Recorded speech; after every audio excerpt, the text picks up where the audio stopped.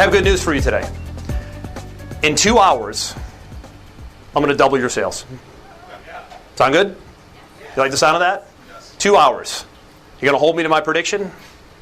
Yes? Okay, good. So here's my goal for you guys today. Before I welcome our guests, we have local guests, we have live stream guests, we have members, we have a slew of guests here today. I have a process that I'm going to introduce you to today. It's taken me many years to learn. And this process is really designed to get you to be very, very refined in your sales process so that you come across as a professional. And today, and a lot of you who see my sales prevention departments that I do, today people wing it when they sell. And they immediately create a disconnect in the marketplace because they don't look professional. And at the end of the day, as entrepreneurs and business owners, we're all sales professionals, whether we like it or not. So to have a process in place that moves you from by the way selling to professionally selling and having a system for selling, you're going to get a lot of respect and a lot of admiration in the marketplace. And that's my commitment to you here today. Now, first off, I have my guests here today. Show of hands, local guests. We have about 10 of you. Give them a round. Thank you for coming. We have our members kind of making their way in over here. Give them a round. Why not, right? We never give you guys a round, right? We have actually more global members than local members. We have hundreds watching us via live stream. So welcome to our live stream guests. If you guys want to turn around and wave to our 14 countries covered via live stream, go ahead and do that. Good to have our global members and also our first-time guests who are attending for the first time today. This will be an amazing day for you because this 8-point winning sales presentation blueprint is phenomenal. And that's what I'm going to come back to here in just a little bit. Now, in part one, for those of you that watched our online part one, really all I did is I laid down the foundation. Because what a lot of entrepreneurs do today when they want to craft a selling presentation is they forget to do the intelligence and the homework of laying down what I call a big selling idea. So if you remember in part one, it was the 7-step formula to laying down the foundation for your big selling idea. So what happens today is we try to sell too fast, and we end up meeting resistance, and we end up creating a disconnect with our audience. So part one was laying that foundation. Now today in part two, it's all about the tactics of what do I need to do when I craft a sales presentation. So I want to go around the room and ask quickly, how many of you are the CSO, the Chief Selling Officer in your business? Show of hands. How many of you do all the selling? Don't be so shy about it. Hold it. Oh, you're trapped. Okay. I thought you were being like, oh, it's me, but right. Show of hands again. How many of you are the person that makes the sales? If you don't sell, nothing happens. Keep them up. Keep them up. Look around the room, by the way. Okay. How many of you have either systems or people who sell for you? How many of you either have systems or other people who sell for you?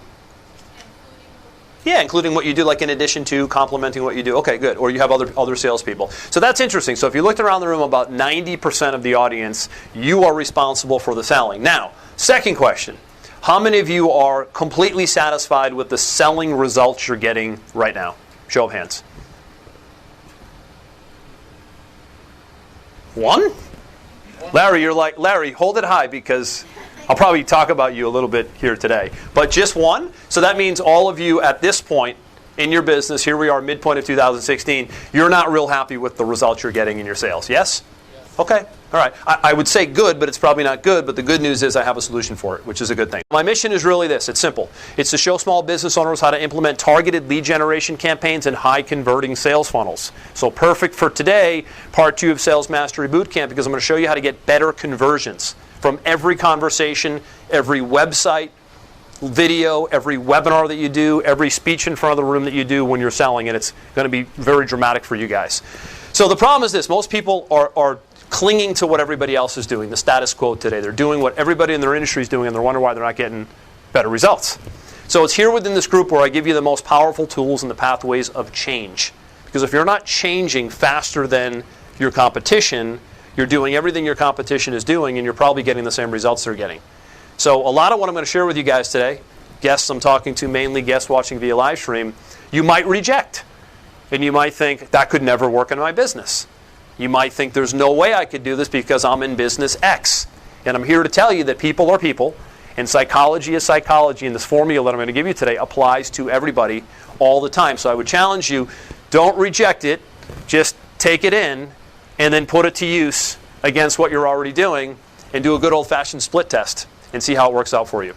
The key, though, is this. It's getting you out of the day-to-day to get into an entirely different place to think bigger, better and broader about your business, and that's this place. This place is about transformation, not just information. That's why we call it now, as of 2016, the place for business transformation. So for those of you that are here as guests, good to have you guys. I'm going to bend your minds a little bit for our members here. I think you've seen, you get this philosophy more so than anybody else. And it's always proud for me to be able to say that somebody's hitting a level of success that's just almost, you can't even sometimes fathom it for yourself. But just last year we had R. John Robbins here on the left hit the Inc. 5000 list of fastest growing companies in the U.S. Josh Nelson, who was on my panel in February, is about to hit it this year. And I'm certain that a couple of you in the room or watching by live stream are not far off from going from a struggling business like they had to making many millions in your business and approaching the Inc. 5000 list of fastest growing companies in the U.S. So very few can say that about what they produce from an overall seminar and training standpoint. Last thing I'll mention, those watching by live stream, you guys as guests, at the very end for 5 or 10 minutes, I'll share membership opportunities with you and how you can be a part of this every single month, not only live, but also what we do weekly on our live coaching calls and also on our off months where we do 2-hour intensive online workshops as well. Okay? So, are we ready to get rolling here? So I'm going to ask you all kindly, and I know this is a big challenge, I do it all the time, if you can do it, shut off your cell phones, or at least put them on vibrate. I want the phone above the desk.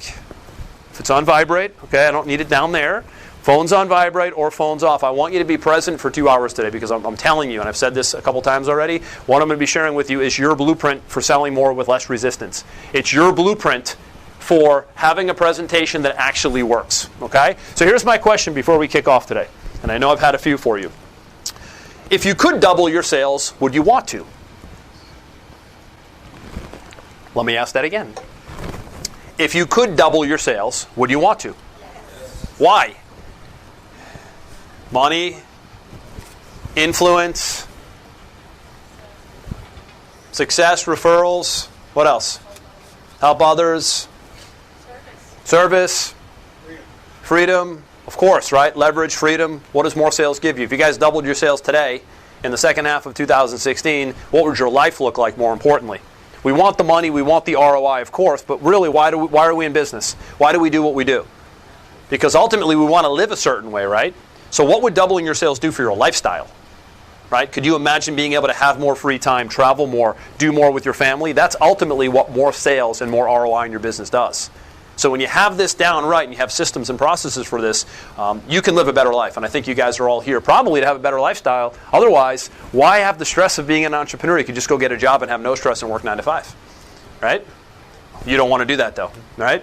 So nothing happens in business until something is sold. Let's remember that. Let's come back to that, and let's realize that when we get really busy doing all the things that don't involve selling and marketing, we come back to that simple fact. I wrote a blog post last week, I think it was last week, and the title of the blog post was Timid Salesmen Have Skinny Kids. And for those of you that are older school followers of like the Jim Rohns and the Zig Ziglars of the world, anybody Zig fans or old school Jim Rohn fans, he had this saying, timid salespeople have skinny kids, and I heard it in 1995. And this is a true story, by the way, for those of you that didn't see my blog.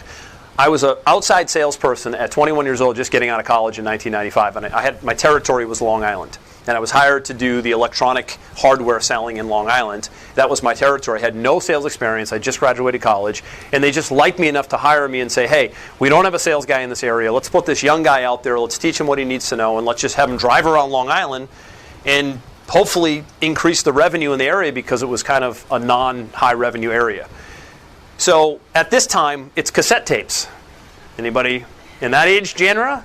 Cassette tapes? Actually, I'm getting a new car, and I realized the other day, I'm getting the Grand Cherokee Limited, the really nice Jeep, and the guy says there's no CD player in the car. I'm like, I make a CD for my members every other month. What do you mean there's no CD player in the car? Like, are we already getting to the point, guys, where like now CDs aren't even?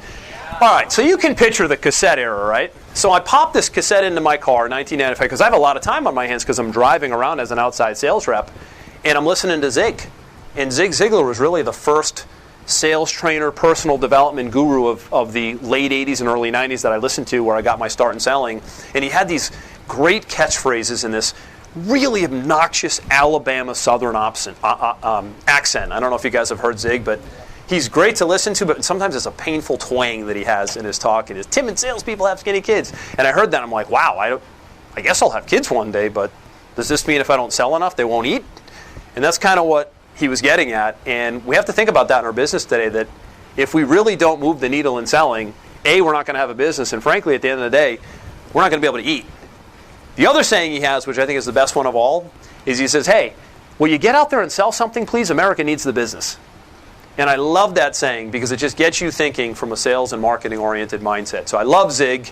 So before we kick off today, I want to take about 10 minutes, and I want to review part 1 of Sales Mastery Bootcamp, even if you saw it already, because the foundation that I laid is so important for what we're going to cover here in part 2. But before I do that, Joshua, I wanted to mention you.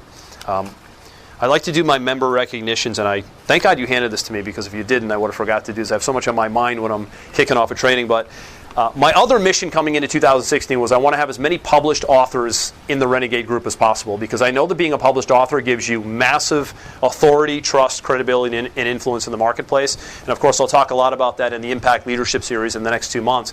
But you just got your first book developed, and it is called, and it's a great title, by the way, and you're an attorney, it's called Vicious Lies and Dangerous Lies, The Ultimate Personal Injury Guide.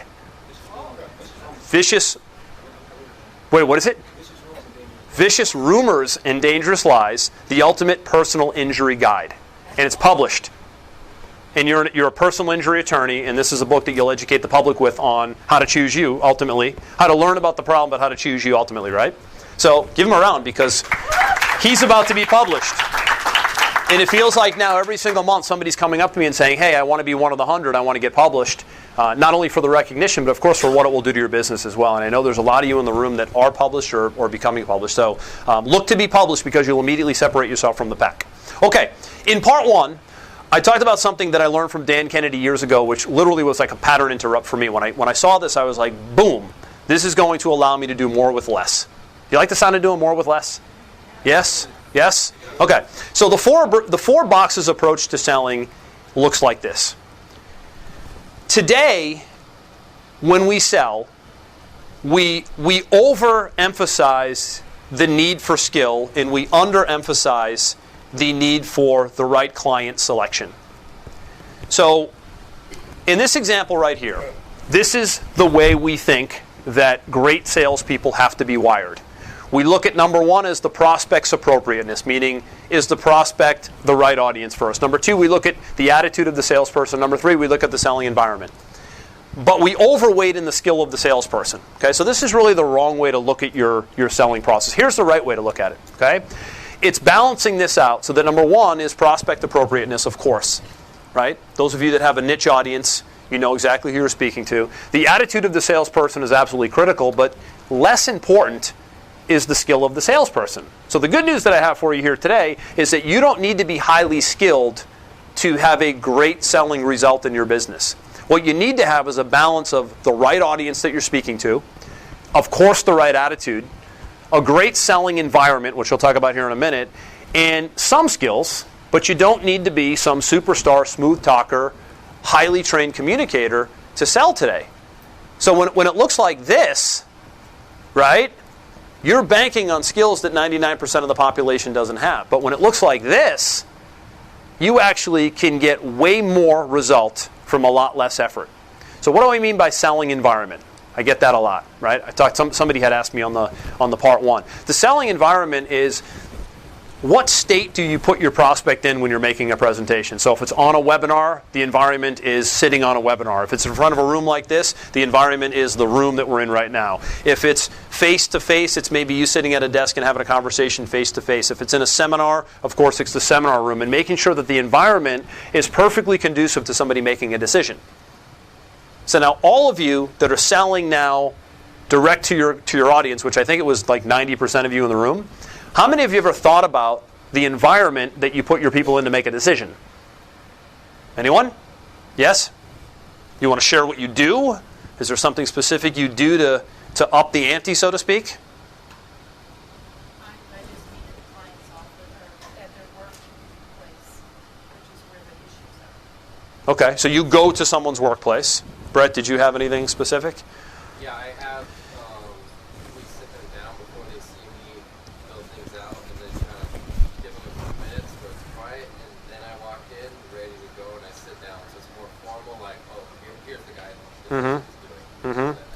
So there's some lead-up steps to just diving into a presentation, right?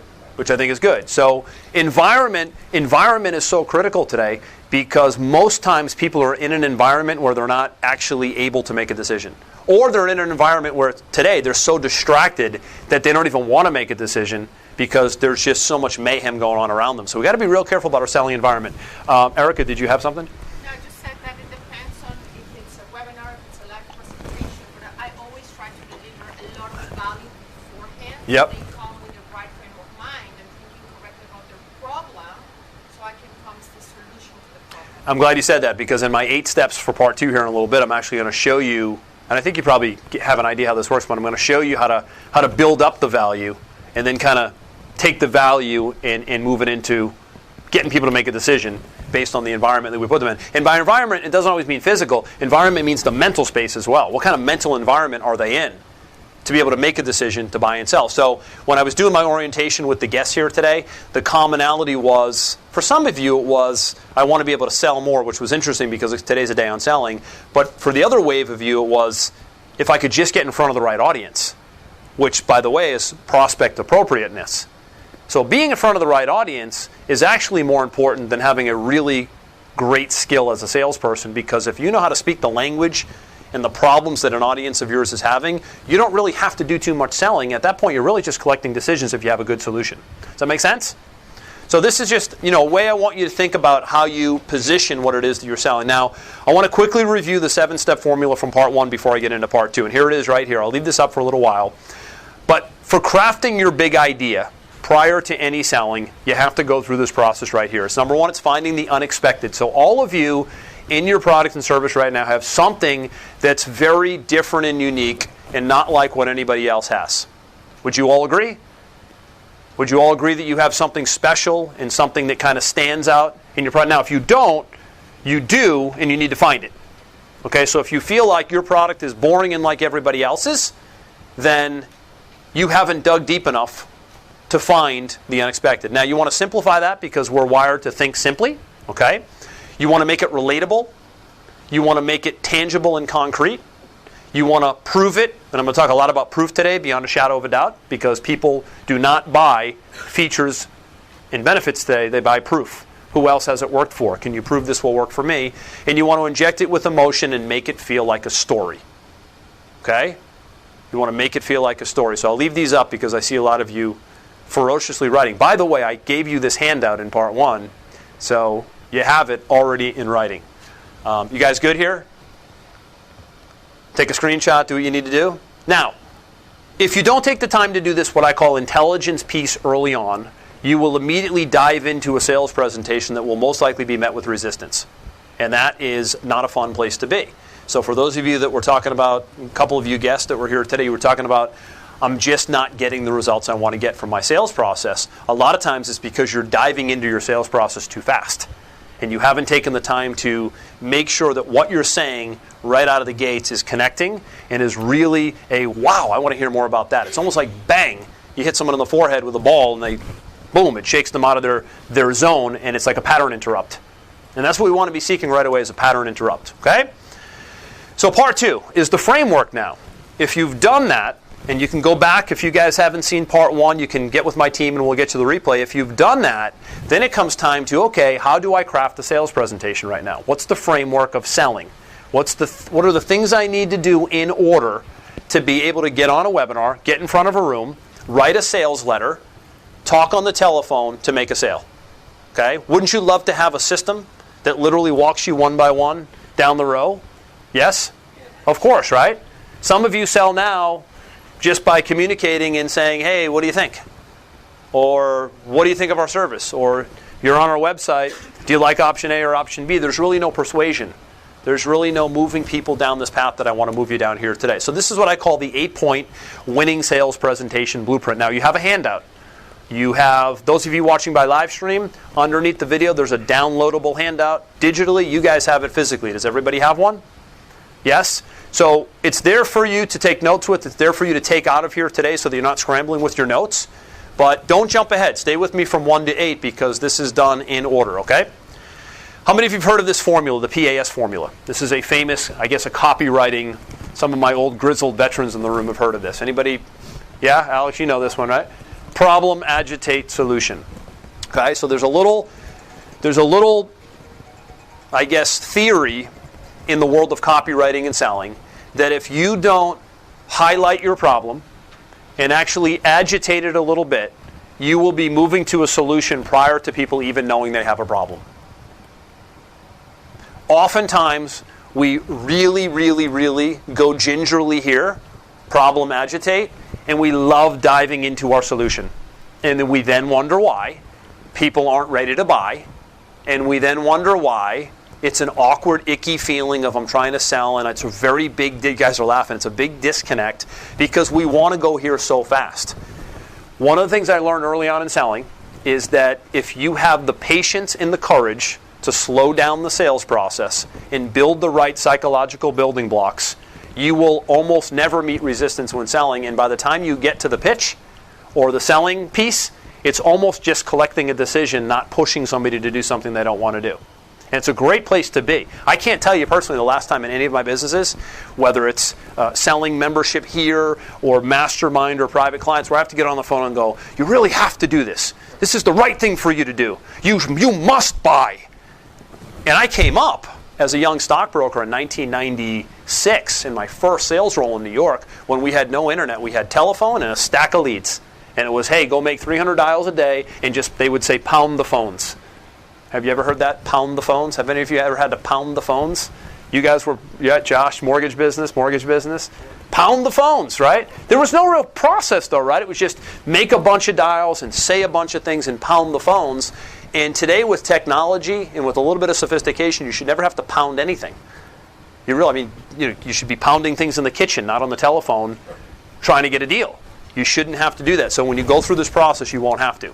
So again, in part one, that was the strategy. Today in part two, we're going to talk about the framework. Okay, so part one, strategy, part two, framework. Here we go. Now, the problem is this, before we get into my 8 points. Most try to sell too fast today. I mentioned this many, many times, and they meet major resistance. And then they get a bad taste in their mouth for selling. So I was in the Jeep dealer because I'm getting a new car. I just mentioned this the other day. And these guys you walk in a dealer and they're like, boom. They're like outside in the parking lot waiting now. They used to be inside.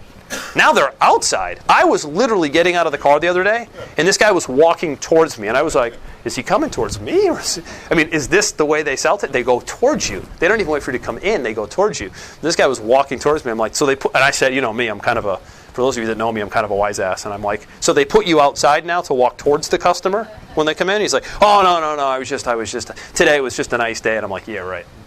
So, but again, talk about how are you feeling when somebody's walking at you prior to them knowing anything about you? You're like immediately guard up, intimidated, right? And that's where most people are today. But here's what very few people will tell you, and I mentioned this in part one, or show you, is that high converting sales systems and funnels are always preceded by great marketing.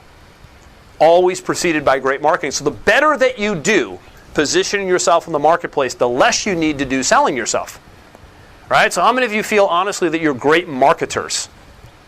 Hold it high, hold it high, hold them high, hold them high. Don't look at me, look around. How many of you feel that you're great marketers? All right, so that's like, what do you guys think? That's like a third of the room? How many of you think you're terrible marketers? Hold them high. Don't be shy. Awareness is the first step towards recovery. Isn't that an AA thing? I wasn't going to say recovery, guys. I don't need to know who's going to those AA meetings, right? Awareness is the first step towards improvement. Right? If you're not aware of a problem that you're having, you can't improve a problem that you're having. So what a lot of people do, again, is they jump to selling too fast and they don't take the time to put really good, solid, what I call lead generation or direct response marketing in place. Okay? So I'm going to loop back to that here in a little bit. But here's the 8-point winning sales presentation blueprint. In your action guides, follow with me here. Everybody have one? Good. Digitally, download it. It's underneath the video. So here's the breakdown, so to speak, okay? So we talked about problem, agitate, solution. I'm going to break this up into 3 categories. I'm going to keep this very simple for you, okay? Very, very simple. In part one, there has to be an introduction phase, okay? So for those of you that are selling in any way, shape, or form, there has to be some sort of introduction to, I don't like to say the pitch. Doesn't the pitch sound a little bit like Glenn Ross when I say the pitch? Can we use something different today? Throw something at me. How about the offer? When you make the offer. Steak knives? When you make the offer, let's say. How many of you seen that, of course, the Glengarry Glen Ross, the coffee thing? So my son's 5, and somehow, I don't know how, I must have been talking about it with a friend on the phone, and my son goes, he calls me Papa because he has kind of a Latin descent, and he says, Papa, coffee's for closers. And I'm like, did he really just say this? Coffee's for closers. He said it, right? So no big close, but let's talk about the offer. So part 1 is the problem, okay? Part 2 is the body. There has to be, like any letter you write, like anything you've ever learned in school, there has to be a body to your content. And really when you're pitching or making an offer, there has to be a body. Erica, that's what you were talking about, that value piece. I look at the body as what kind of value am I giving in the middle, which I'll come back to in a little bit. And then part 3 really is the close. And if you do part 1 and part 2 right, you shouldn't have to close. Isn't that such good news? I mean, how would you like to not have to always close and get people to maybe make a decision that they don't want to make, and then the next day they have buyer's remorse? Happens all the time. So I want to eliminate that here for you today. So here we go. Point 1 is this. Point 1 is making a bold promise and a big claim right out of the gates. And this is where, unfortunately, many go wrong right away and they lose them in 10 seconds. So what do I mean by this bold promise or big claim? Okay? I'm going to come back to this formula. Let me talk about this here in a little bit. So if you look at somebody like Trump, which I'm only using him as an example because he's big and bold, and everything he does is the best ever, and it's over the top, and it's the biggest building ever, and we're the best ever, and I'm amazing, and I'm not telling you to do that, but interestingly, the more bold you are in the marketplace with your messaging, in your marketing, eventually people start to believe it, even if it isn't true. You start to subconsciously plant how big of an idea that you have. You start to subconsciously plant that what you're offering may be the solution that they need. So if you go timid here, and if you just say, hey, I'll use my nutrition guy, I always like to pick on the guests. I'll use the gentleman in the corner, he has a nutrition line, right? And if you just say, hey, our nutrition products are, they're better than the others, and we have 20 years of research behind us, and we have a doctor who endorses it. I mean, I've kind of heard that a gazillion times, but what I'm looking for is we have this pill that can literally melt 6 pounds of fat off your body in less than a week, right? Something along those lines. Is you kind of say, come on, a fat burning machine, right? So it's a bold claim that you now need to back up, but if you're not making them, you're going to lose your people at the introduction phase, and that's a tough place to be. So making a big, bold claim, here's a formula that works phenomenal, by the way, okay? So if you can show people how to get what they want and avoid what they don't want, you are light years ahead of everybody else that you're selling against, or if you're having trouble selling, you probably haven't highlighted enough what somebody's chief want is, and you haven't really helped them avoid pain. So this is kind of the pain-pleasure principle. You've heard Tony Robbins talk about this a lot. People are driven by avoiding pain or gaining pleasure, but really by a 3-to-1 ratio, they'd rather avoid pain than gain pleasure. So what are we doing right here? How to blank without what? How to get blank without what? I'm going to give you an example of one that I wrote for my business.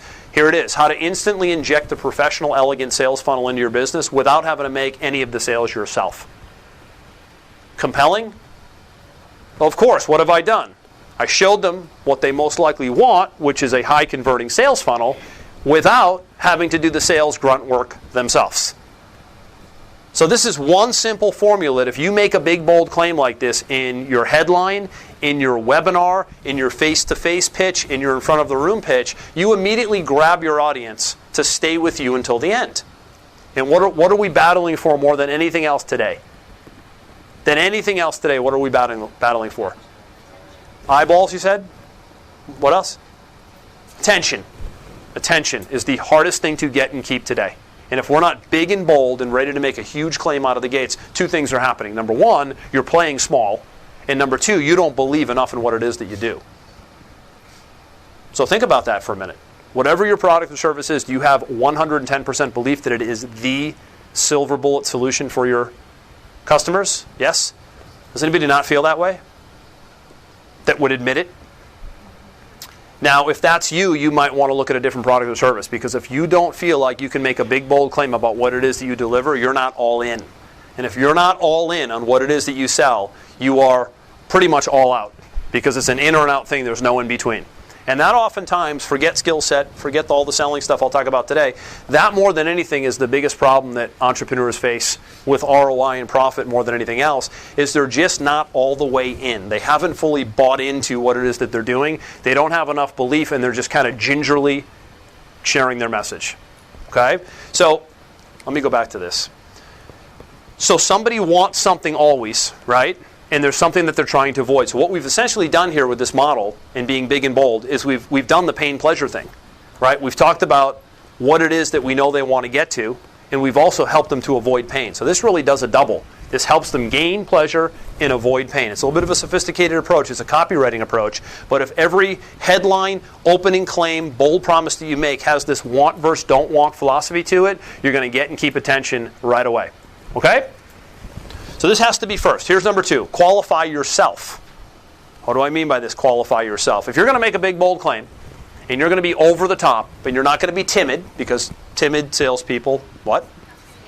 All right, you're all on your toes. Timid salespeople have skinny kids. If you're not going to be timid about this, and you're going to make a big, bold claim, you need to then get right behind it by qualifying yourself as to why you get to make that claim. Because then what happens if you don't follow this claim up right away with some heavy-duty credibility? The BS factor, right? You get the whole, well, I don't know, I've heard this a million times. There's no way they can do this. There's no way they can back this. There's no way they can make these claims. So here's what you need to think about, your credentials. Why do you get to make this claim? Why do you get to make this big, bold promise when you're setting up your sales presentation? Secondly is, what have you gone through? What have you been through? And what discovery have you made that has allowed you to make this statement? And that's most likely why you're making it, is because you've gone from point A to point B. This works great, by the way, in the wellness and fitness space. Is it's Nutrisystem. What's the whole Nutrisystem deal? I was 40 pounds overweight last week, and this week I'm now 40 pounds underweight. It's not that quick, obviously, but you get the point, right? But it's before and after. It's what I went through. It's what I discovered. It's what I did. And it's what's your story. Most of you have a story as to why you're in the business that you're in, and you're just burying the story. And it's crazy, because people will resonate and connect with stories more so than anything else. So think about this for a minute. It's not always about, I'm certified in this, and I have 16 degrees from 42 different colleges in this, and I'm the most qualified person in the world.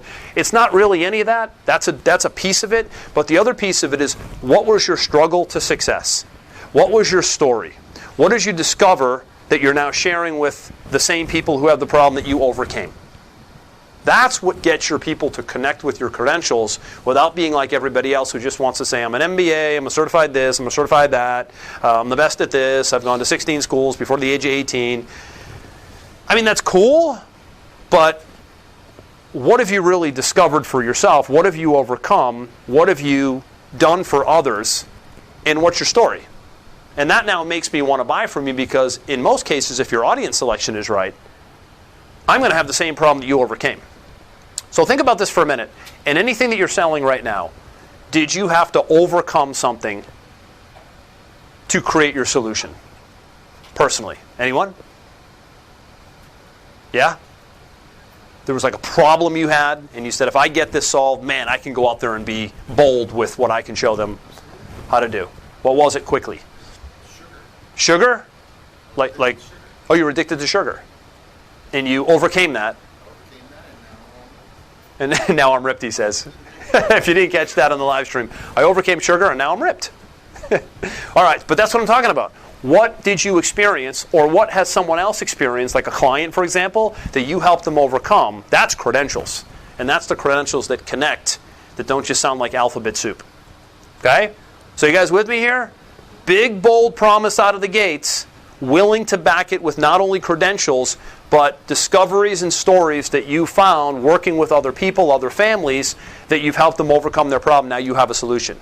So it's about results, it's about experience, and it's about really experience-based results. And if you don't have this in your business, you have to find it, because you won't sell much of anything if A, you don't have the results, but more importantly, if your clients don't have the results. And on top of that is, if you don't have experience doing it, you're going to have a tough time proving it. I'm going to come back to the proof element later on in number 7. So results, experience, experience-based results. So few have it today. I mentioned in the beginning of the day here, my pet peeve is so few have results, but they're teaching success. So few have sold much of anything, but they're teaching sales. So I kind of I kind of pattern interrupt that when I'm making claims, inviting people to this event, or introducing people to my own coaching. Is I'm doing this 20 years. I've built 3 7-figure businesses before the age of 41. I have multiple clients who are getting results, and I have 2 that just hit the Inc. 5000 list. So that wasn't, I graduated from Hofstra University with a business management degree, and then I got certified as a Dan Kennedy business advisor. That stuff's all good. But where I took myself and my clients, that's called experience-based results, and that's the stuff people connect with. And if you can get that done in part 1, your introduction, big, bold claim, credentials that don't sound like everybody else, now guess what you have? A very focused, engaged prospect who's ready to hear what's next. Big difference. Big difference, right? So now, all of a sudden, having to sell is kind of slipping away. Now it's about communicating, not selling. Here's number 3. Can you highlight the one core problem that your audience is facing right now? Because right now, your audience is, and I said this to the guests, I always have this trick question for the guests. Not really a trick question, but it's a loaded question. And it's, what is the biggest problem you're facing in your business right now that if you could wave a magic wand and overcome it, what would that be? And that's your big problem. But guess what? We all have those big problems, but your audience has a very big problem that they're trying to overcome right now. And if you can identify what that is, you can speak to that problem, and only then can you move to a solution to that problem. Because if you don't highlight what that problem is enough, then you're going to try to sell too fast, and you're going to be way ahead of them understanding really the ramifications of their problem. Yeah, Jamie? What if they can't articulate their own problem? If you're asking them, they have like 10 different things or issues. His question was, for those that couldn't hear, what if the client, right, the prospect, is having a hard time even understanding what their problem is, right? So that takes a level of diagnostic where you need to find that out, right? And we might not get that right away, but this loops back to audience selection. If we know who our audience is, there's a generality, let's say. So if you're dealing, Jamie, with plumbers, like I know you do a lot, there's probably like only 3 or 4 problems that plumbers have that you know about that you can probably pinpoint. Now, if we're dealing with everybody and anybody and we're trying to be a jack of all trades and we want everybody to be our client, it's really hard to diagnose a problem when everybody's our client. Because everybody has different problems if they're in different industries, different niches, different ages. So that's why it's so important to choose an audience, because when you know your audience and you can do intelligence on your audience, you know exactly how to speak to your audience. Now, the reason I say 1 is because we love to just pour problems on people. You have like 9 problems, right? And we want to share all 9 problems with people. And then all of a sudden, it was kind of your issue earlier. It's, I have to go after clients from a problem standpoint, and it automatically creates a little bit of a guard up because you're leading with the problem. So you see what I've done here? I haven't started with the problem. I'm on like number 3 right now. I've built up the big claim. I've built up my credibility so that now when I go to share the problem, they actually are willing to receive it from me. Does that make sense? Where instead of just saying, hey, you have a big problem, and boy, do you need some fixing. I mean, how many people are like, yeah, you know what? I do have a big problem, and I would love you to help me fix it. This has just been a great conversation. There's not a person in the world that would resonate with that message. But if it's preceded by part 1 and part 2, or step 1 and step 2, then you are way ahead of the game. You guys with me? Okay, so all products and services solve a problem. Otherwise, guess what? You're in big trouble. You're in big trouble. So if you've gotten away from the chief problem that you solve with your product and service, this is a big reason why you're not selling enough. Okay, this is a big reason why you're not selling enough. Here's the key, though. And this is where the novice salesperson is separated from the professional salesperson. And by the way, when I say salesperson, I mean all of us. I mean entrepreneur, business owner. I don't care. We're all in sales, and we're all professional salespeople, because you guys have already admitted it. 90% of the room said they do the selling. Do you guys know what I mean by agitate the problem? Yes? So this is kind of being mean a little bit. So now we get a little bit mean in a professional way, and I don't mean that literally when I say mean, but we are wired as humans to not want to agitate a problem. We are wired as humans to want to just say, hey, you got a problem over here, and I can fix it, and then we move on to like the product and service and the solution. But if you don't take the time to really dig in and make sure that your audience is, and Jamie, it's looping really back to what you said, is if we don't really make them keenly aware of the problem that they have, and more importantly, the bigger problems they'll have if they don't do something about it, we're not ready to sell. We're simply not ready to sell. So that problem agitate solution formula that has been a 200-year time-tested copywriting principle, works every single time. But you got to be a little bit courageous to go down this route, because if we identify, I'm going to use somebody as an example here. So I'll use you. I got you all afternoon, but I'll use you in your business because they have a very successful metal roofing company.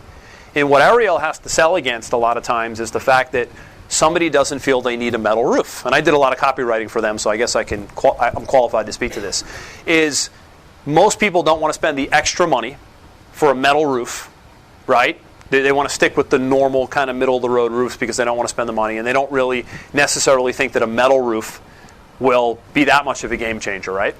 So what he has to do, and we actually did it in the brochure that I did for him when I did some copy for him, was he has to do two things. He has to actually talk about the alternative solution, which is metal, but then he has to talk about why metal is the choice, and he has to support that with data as to why not only metal is the choice, but also why not using metal long term could actually cost them more money. So he's actually agitating the problem by using high-level intelligence to go deeper down the path than just saying, hey, you know what? Your roof's going to cave in 10 years, but my metal roof will last 15 years. What do you say? Want to buy one?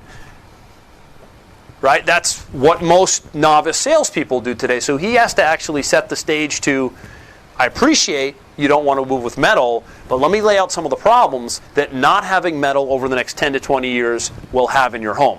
And now they go, okay. And now if he's seasoned enough, and if he's a pro, and I know you don't do the selling, but your people do, he can then have a conversation about the problem escalating every year they don't have metal. Larry does great seminars. I'm going to his seminar next week. Larry's one of my private clients. And he does a Ruth Chris high-end seminar for people who are 55 plus, and their Social Security is probably not handled correctly, and he wants to get them into an annuity and kind of, make sure, correct me if I'm wrong, and make sure that they're properly protected and their principal is protected over the next 20, 30 years or so. Now, he has to fight against a gazillion other financial advisors just in South Florida alone.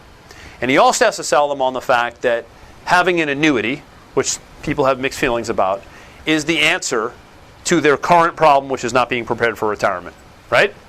So he has a tall task, and many of us in selling have huge tasks that we have to overcome. And if he doesn't agitate the problem of them doing nothing, more so than just saying, hey, the annuity will protect your principal, and hey, the annuity will give you a fixed rate of income and it will work like a pension for you, they know that already. But he has to shift towards the problem with not having a vehicle that protects principal and gives you guaranteed income in the next 20 years. And he has to agitate the problem of not making that choice, not just why they should make that choice. So you see where I'm going here? A little bit sophisticated, but it's agitating the problem that already exists, not just mentioning it, not just gingerly saying you have the problem, but here's what happens if the problem continues and persists. And that's really the key. Here's point 4. You guys with me on point 3, by the way? Yeah?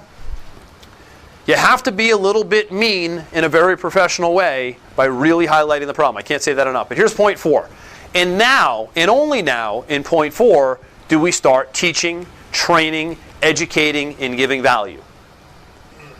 We want to dive into giving value first. It was the lady here in the front who said, yeah, there it is. She said, and she's a pro. I can tell by the way she speaks that she's a great communicator, and she has made a lot of sales in her day as a consultant and a business advisor. But she said to me in the beginning of the day that there's something in my sales process where there's something that's off and I'm not closing enough sales. And I said, I want you to just sit back today and work with me through the 8, and I think that at least 1 or 2 of the 8 might move the needle for you. Maybe it's agitate. You're not digging in enough to... You're not being mean enough. And yeah, exactly. Now, Erica, I'm going to loop back to you about value, right?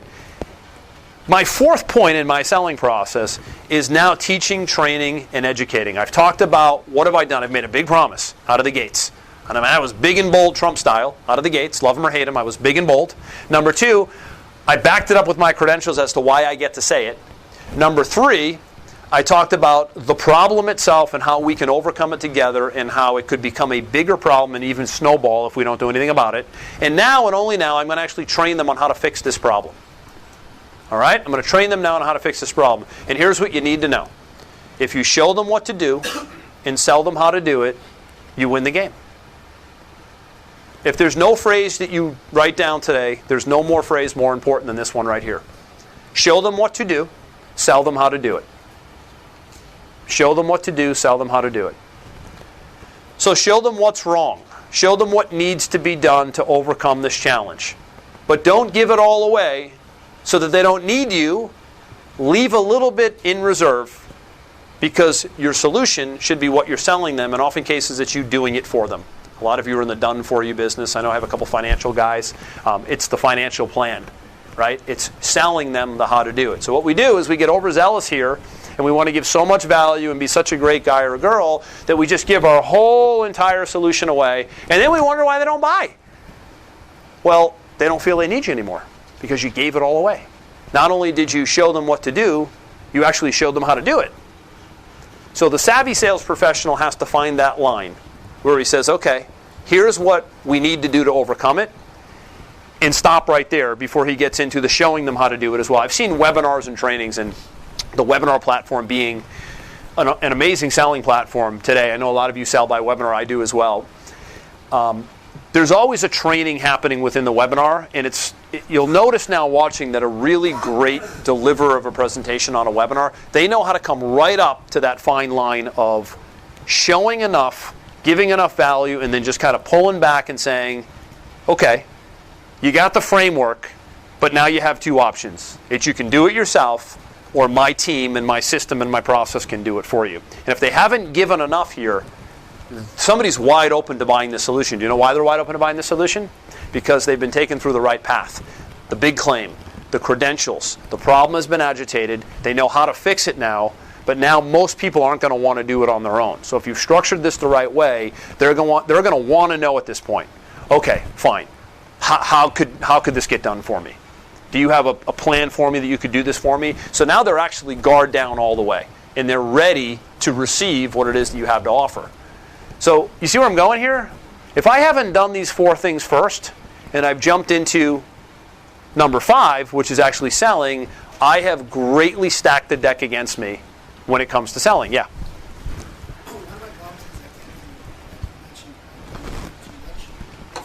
You give too much training and value. Right. Is there something that you do where you can help us, if I catch myself, stop doing that, do you have any tricks or anything? So his question was, because two reasons. He lost his voice, number one, and number two, the live stream audience, I want to hear you as well, his question was, is there any way where you know where you're kind of going over that line, right? Where you're giving too much to the point where they feel like, well, why do I need you, right? So you have to figure out in your business model, where is the line drawn where I say, if I give them these two things, they'll kind of have what they need to take the step. But if I give them too much, they can take too many steps and not need me at all. And I can't tell you that it's this many. It has to really come from you knowing what it is that you offer, and you being able to give just enough where they could take it and run with it, but most times they won't, because they're going to need a professional service. They're going to need it done for them by an expert. And if you've laid your credentials out as well as you should in number 2, then they're going to feel like, why would I not use you? Unless I really don't have any money and I can't afford your option, I'm going to have to do it myself. And they're going to want to use you. So it's going to take some tweaking. It's going to take you refining where do I draw that line. Okay? Here's number 5. How am I doing for time, Sarah? What time? Okay. So this is the mark of a pro. It's getting permission to sell and not just selling. So now I've taken you through my 4 points, and I'm on number 5, and I still have 3 left. Isn't this such great news? Number 5 is getting permission to sell. So how many of you, when it comes time to making the offer, say, if I could share a solution with you, would you want to know about it? How many of you ask for the invitation to make the sale? Anyone? I'm getting a lot of glazy-eyed looks right now. How many of you, when it comes time to make an offer, actually ask the prospect if it's okay to share the solution? You, in a way. Gingerly. What do you say?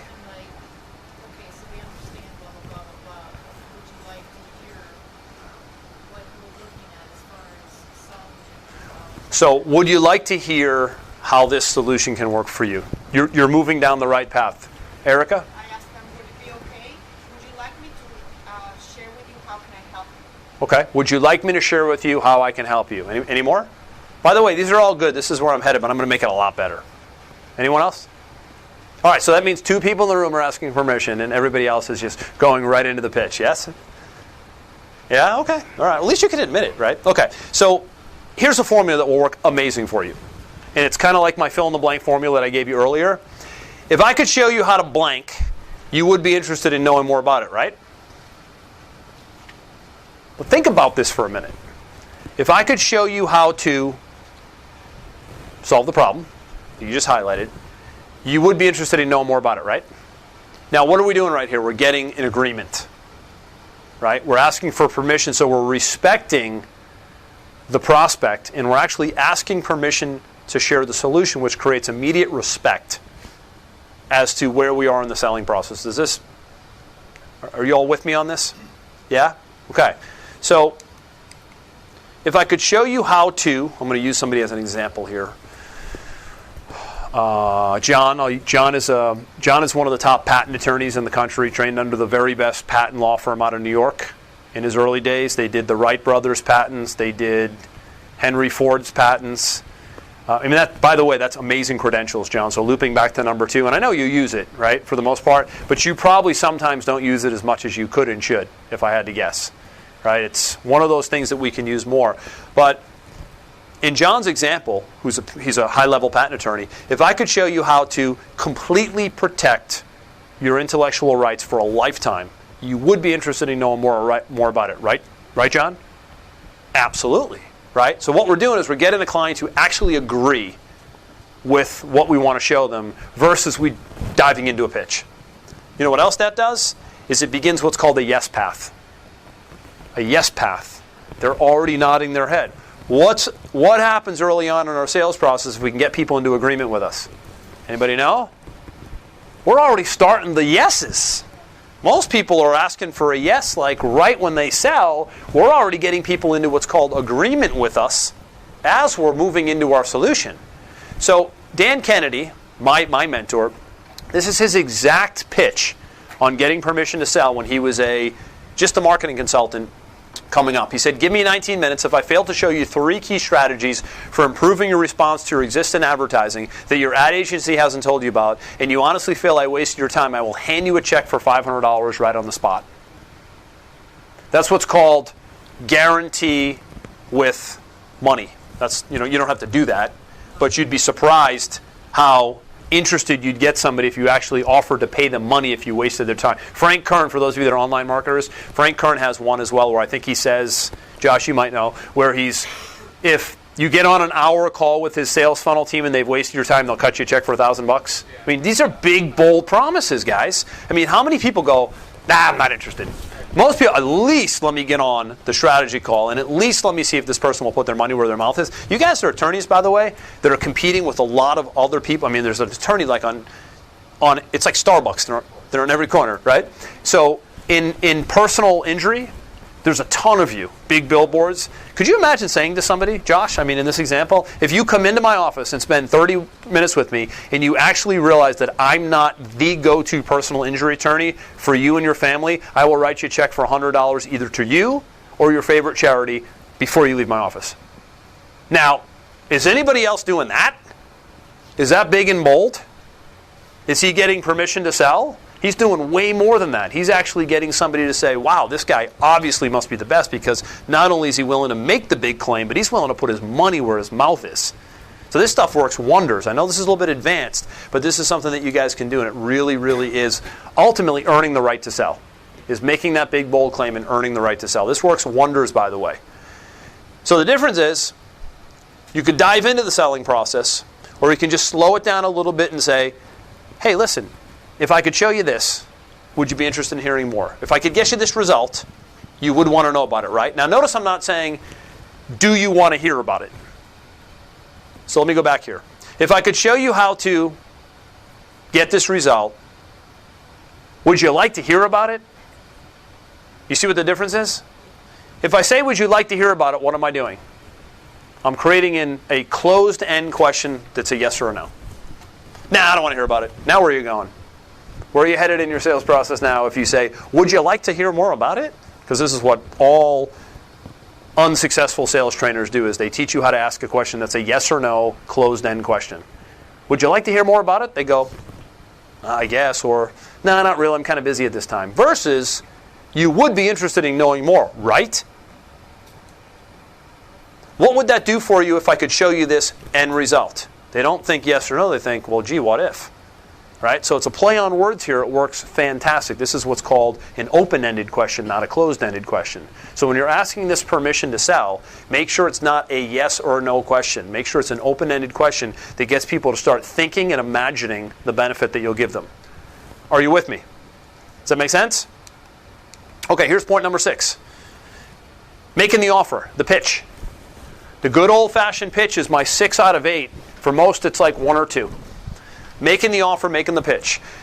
Now, here's the key. No more than 3, but usually only 2 options when you're selling. Okay? You know what I mean by this?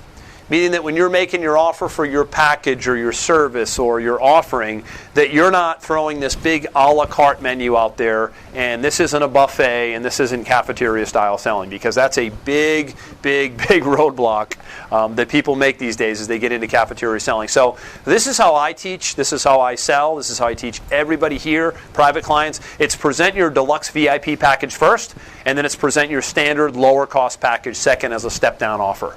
Now, most people flip this. They do this the other way. They start with their lowest package, and then they kind of jump up to their higher package. And at that point, it's kind of out of place.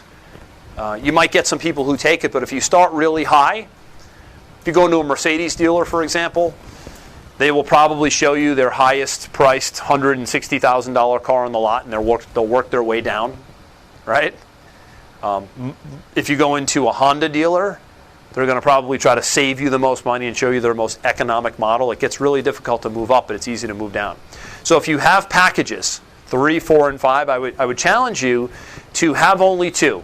This is A versus B, not A, B, C, D, and E. It's A versus B. Here's how I work with my clients. I have 2 options and 2 options only. One is my VIP option and another is my standard option. Let me tell you about my VIP option first because I think you'll love this. And then you can get into the whole permission to sell thing. Now, here's a warning. You will close less at lower prices if you let your customer pick and choose a la carte cafeteria style. Now, the disclaimer here is some of you are in e-commerce businesses and you have a lot of products and services on your website. That's fine. You can do that. But at some point, you're going to want to have a much higher tier option that you start a conversation with people. Because if you're always doing a la carte and you're letting people pick and choose, then guess what happens to the control of all of this? Who's in control now? The customer. Customer gets to pick whatever the heck they want. They get to tell you, I'll take that one, I'll take that one. This isn't Walmart. Your business can't become Walmart. That's a commodity-driven business. Your business has to be about authority, control, and leadership. And this is leadership selling when you say, we have an A option and a B option. Which do you choose? Not, we have A, B, C, D, and E. What do you think? Which is how the novice salesperson sells. So here's some important tools that you can use to move people to a decision. Number 1 is bonuses. Number 2 is fast action incentives. And number 3 is deadlines. Okay, so when you're making an offer and you're leaving your offer open-ended and you're just saying, hey, get back to me when it's right for you, and hey, think it over, and I'll call you next week, you really are leaving things open-ended. And what happens when people have good intentions and they say, I'll think it over and I'll get back to you next week? The I'll get back to you next week turns into never.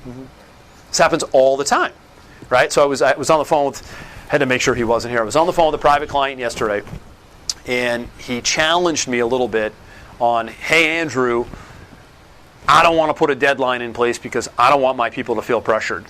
Because there's just not those kind of people. And I said, I'll leave the name out, Mr. Client. I said, you hire me for one reason. And the reason is to make sure that you don't get emotionally wrapped up in your sales process, because emotionally and naturally, we will all think that people will think that way because we think our clients are different. and we think that it's not professional to have incentives or bonuses or deadlines, and I would like you to split test an open-ended sales process in which they can make a decision whenever the heck they want, versus mine in which we incentivize them to make it within 72 hours. And by doing that, if they make it within 72 hours, we maybe add a coaching call to that, or we drop the price a little bit, but we do some cool things within that 72 hours that gets people to go, I don't want to miss this. Why put off this decision? Because I don't want to pay more later, or I don't want to miss the gift or the bonus. I don't want to miss the consulting call that they're going to throw in with me. It works wonders in every single audience. So if you're having trouble selling right now, you're most likely leaving decisions open-ended that just drag on forever. And then what that forces you to do is what? Keep chasing people around and around and around to get back to you for a decision. There's nothing worse in selling than you having to call people 3, 4, and 5 times to say, hey, I told you I'd get back to you here on the 4th time in 6 weeks. What do you think now? This is my 7th call, Mr. Jones. Now what do you think? You told me to call you back 4 months later. This is now my 8th call. Now what do you think? What is this doing? What is this doing to your authority in this whole process at this point? I mean, I'd rather lose this client at this point than chase them around for 6 or 7 weeks, because now I know if that was me getting chased around, I would probably say, this is not the best player in the space, because if he needs to make 7 calls to me over 7 weeks, then he probably needs my business really bad, doesn't have enough business, and is he really this much of an expert at this point? Right? Now, this is what they're thinking, by the way, even if they're not telling you they're thinking it. Okay? Yeah? What type of leverage will you use with the product? Because when you have a service, you can say, look, I'm maxed out, I have too many clients at this moment, so you either bring on board, or at some point I might not be able to service you, but when you have a product, A physical retail product, right? it's always going to be there, so it's not like you got to buy it now, if not, it's not going to be available. So what I would do, what his question was, is if you have a physical, how many of you have physical products that you sell? Like physical, deliverable, right? Yeah? Okay. So the question is, his question was, if you have a physical product, how can you build this in?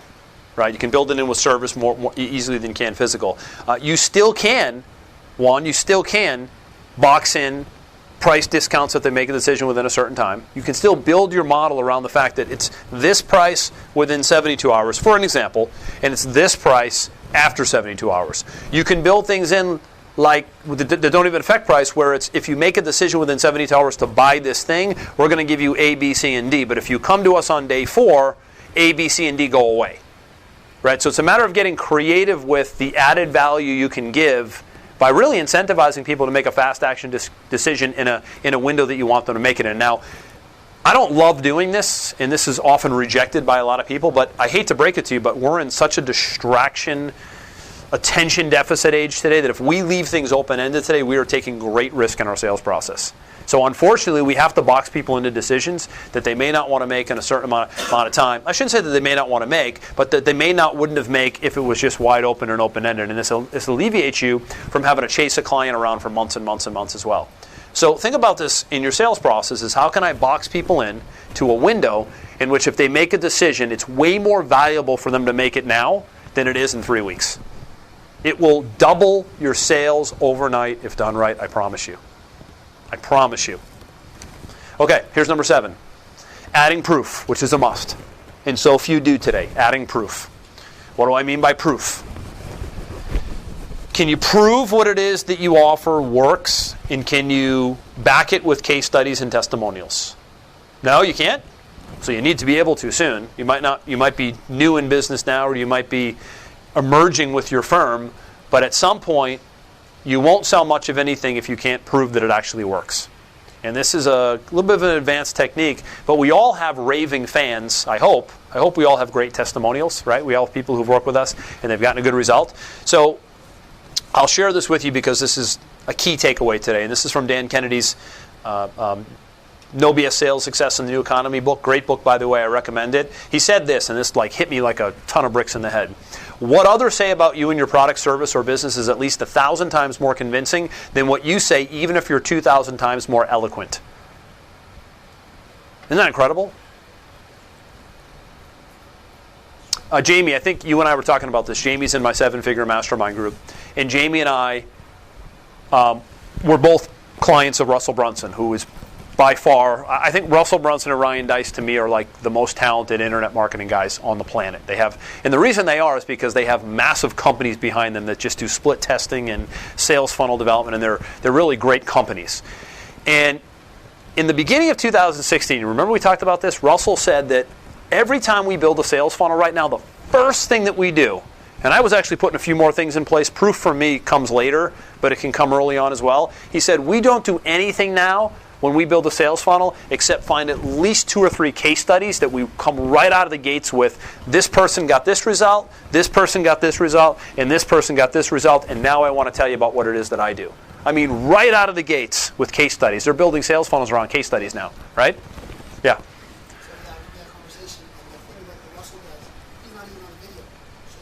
It's his clients. It's his, yeah. Mm-hmm. So he's so case studies, right? So here's some examples. So testimonials. How many of you have them? How many of you have written or video testimonials? Raise your hands high. Raise your hands high. Okay, better question. How many of you don't have any testimonials? You don't have anything that anyone says nice about you. Because if you don't, your first order of business before you leave here today is you need to go get a testimonial. How many of you have case studies? You took a client or a member from point A to point B. Right? How many of you have great stories about someone who used your product and service and they just went out there and their life changed? How many? Yes? How many of you have great pictures and videos of before and after or happy clients who are just thrilled to be with you? How many? Right? Good? Mostly all of you. Now, bigger question is, and be honest now, how many of you are leveraging the daylights out of all of these? Yes? No? A couple of you, but 80% of the hands went up that you have them. Like 5% of the hands went up that you use them. So my philosophy in my 8-point system is when you make an offer, you then come right behind the offer with proof, testimonials, case studies to back the offer. Because what are people doing at this point? They're trying to make a buying decision. What is the greatest thing someone can hear right at the time where they're about ready to make a decision to buy? Third-party validation. Case study, testimonial. I took Jenny from 60 pounds overweight to now only 10 pounds overweight, and she's never lived a better life, and she has 2 kids, and now she's able to go out and play soccer with them. I mean, this is exactly what they need to hear right as presentation of price happens. What do most people do when they present price? What's the next thing they do? Anyone know? I made my offer. I made my pitch. I gave you the option A and B, and I'm waiting for your decision, and now what do most people do? Talk their way out of the sale, right? That's probably true.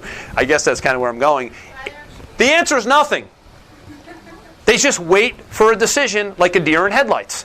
This is the optimal time for you to say, Mr. Jones, I'll use Ariel as my what do I call you, my prospect. I would say, Ariel, before you make a decision, I want to share this one case study with you of how Brett started using my service in April, and today here in June, he's literally changed his life. Here's how. They're just like, wow.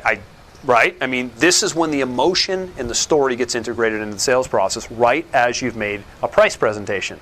So what does it do? It lightens price. It lightens the blow of the awkward offer that you just made. Because now you're getting into somebody's heartstrings and you're having story. Yeah. Not a whole lot. Case study just goes deeper. I find that a testimonial is just like a quick, hey, I work with Erica, she's awesome, she got me the case study is like you take them through. We started here, we then went here, we then did this, and you go deeper with a case study, right? So, I don't know if you can read these, but traditional, this is from the book also, traditional proof elements are like length of time in business. I talked about this earlier. Past credentials, number of cities we serve, number of customers, binders, PowerPoint presentations. This is traditional sales proof stuff. Here's where it gets advanced, and it's really what I just talked about. It's storybooks. How many of you, I shouldn't ask this because I know a lot of people do, but we're building one now where it's just a guide of all the case studies that you've worked with, and you could literally send this to somebody, and it's 6, 7, 8, 9, 10 clients who have worked with you and they're just thrilled, right? It's audio CDs, interviews with other customers, infomercial style videos, toll-free numbers that people can call and hear. This is kind of old school, but it actually still works today. You ever get that from a company, you call a toll-free number, and you hear all these raving testimonials from customers. I mean, it's so simple to use, but think about this for a minute. If you sent your prospects, hey, call this 800 number before we have our sales appointment on Tuesday, you're going to love what you hear. And that's one of your steps in your sales process. And all of a sudden there's like, I've been working with Socrates for the last 10 years. He doubled my income. And then somebody else comes on. I'm Gene in Ohio. And, when I started with Socrates, I was dead broke. And now I'm not. And they're like, what? I can't wait for my call on Thursday. Right? So there's like these little advanced elements you can put in place. And, of course, testimonial letters, photos. I talked about that a second ago. This is the untraditional stuff that very few use. But the ones that do, they greatly diminish the resistance they get when they sell. Here's number 8. I'm going to wrap this up now before we break. Is inject the E Factors. Let me tell you what an E factor is. Okay, and you have this in your notes, by the way. An E factor is an emotional factor. The E is for emotion. So there are 5 main emotional factors when people make decisions, and they're these. And these are the ones that motivate people to take action, by the way. So if you're interested in people taking action, you're going to be very interested in making sure you implement these 5 into your sales process. And it doesn't have to be all 5, but it should be as many of these 5 as possible. Don't fight this now. There isn't a human being on earth that isn't driven by these 5 things: fear, guilt, love, pride, and greed. Don't any of you kid yourself and say that I don't have fear, I'm not ever feeling guilty, I don't need love, I don't have pride, and I'm not a little bit greedy. Because if any of you say this, you're all lying, because we all have this to a degree in our lives. Now, so does your customer. So does your prospect. So if you can figure out what do they fear, what are they guilty about, what do they have the most pride in, what are they greedy about. So I'll give you a quick example here before we wrap up.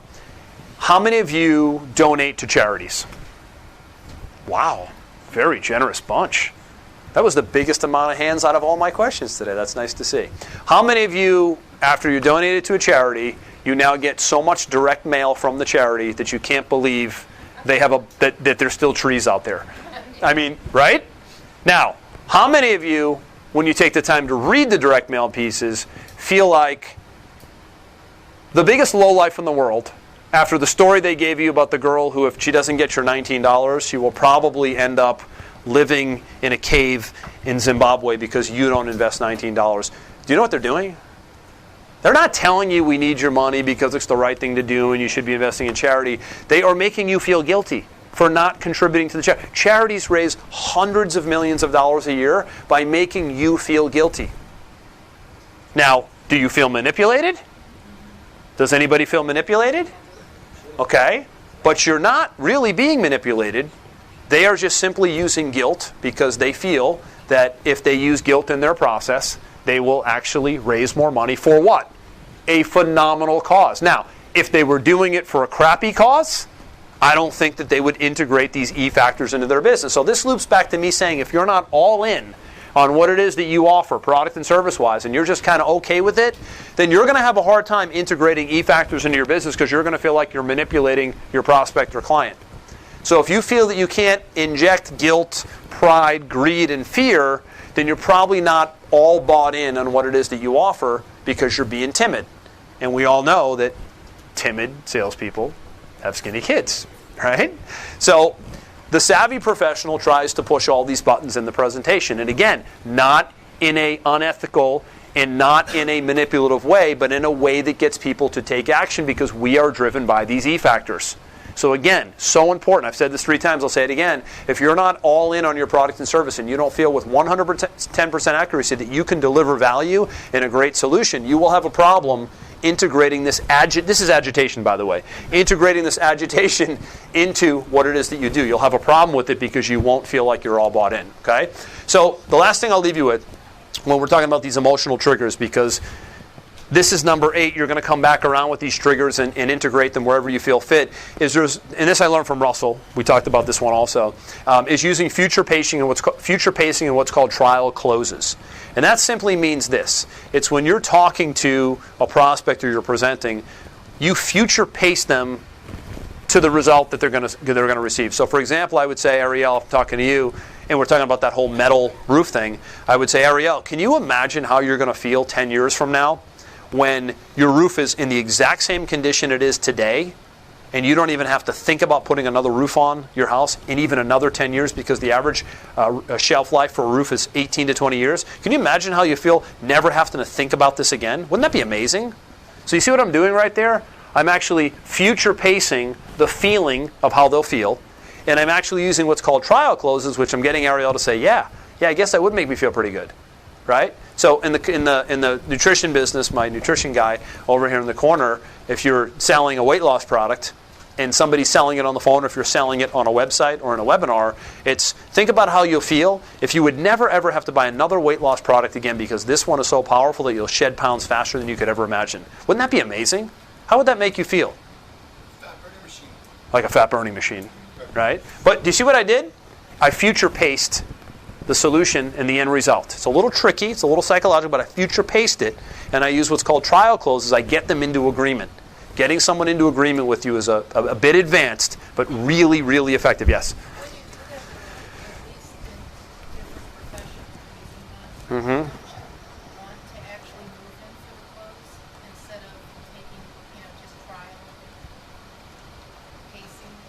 Yeah, this is the kind of thing that you inject along the way. So my close is in here. I think it was what, number 4 or 5 or whatever. You're still asking for the order. You're still saying, here are my packages.